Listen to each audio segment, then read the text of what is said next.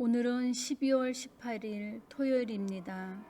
우리에게 주시는 하나님의 말씀은 로마서 8장 13절에서 15절입니다.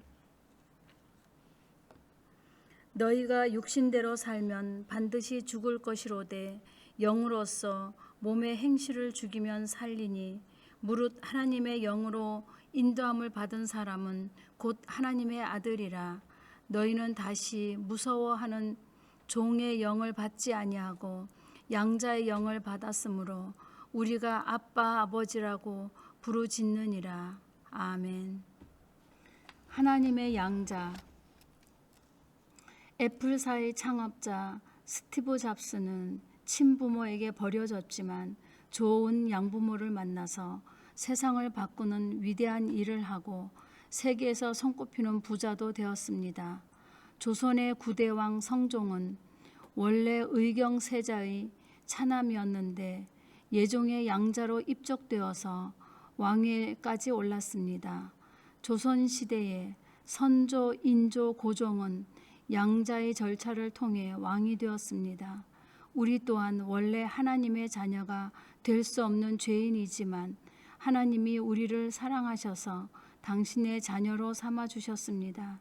이는 세상의 왕이 된 것보다 더 감사한 일입니다. 바울은 이것을 하나님의 양자됨이라고 표현합니다.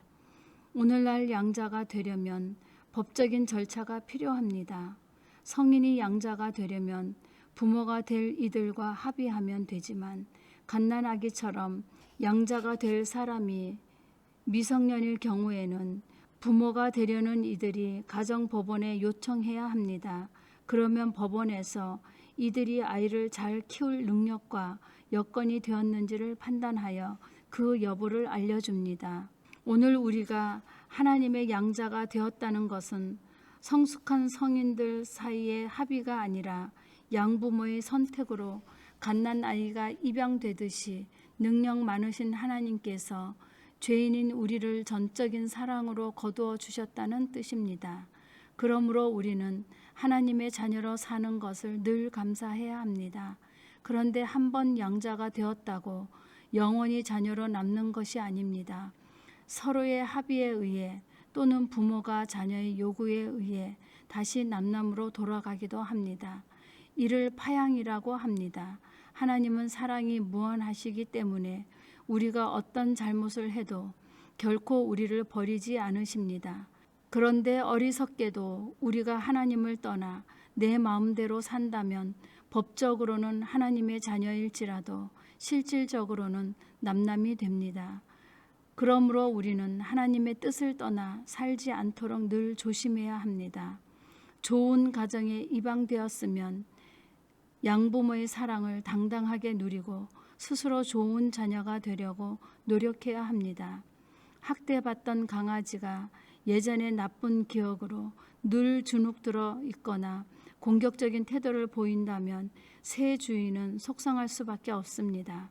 그리고 무엇보다 강아지로서도 손해입니다. 오늘 우리는 내가 하나님의 자녀임을 확실히 믿고 하나님의 능력을 의지하며 살아야 합니다.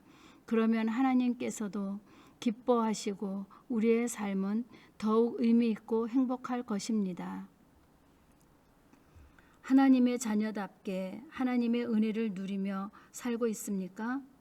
기도하겠습니다.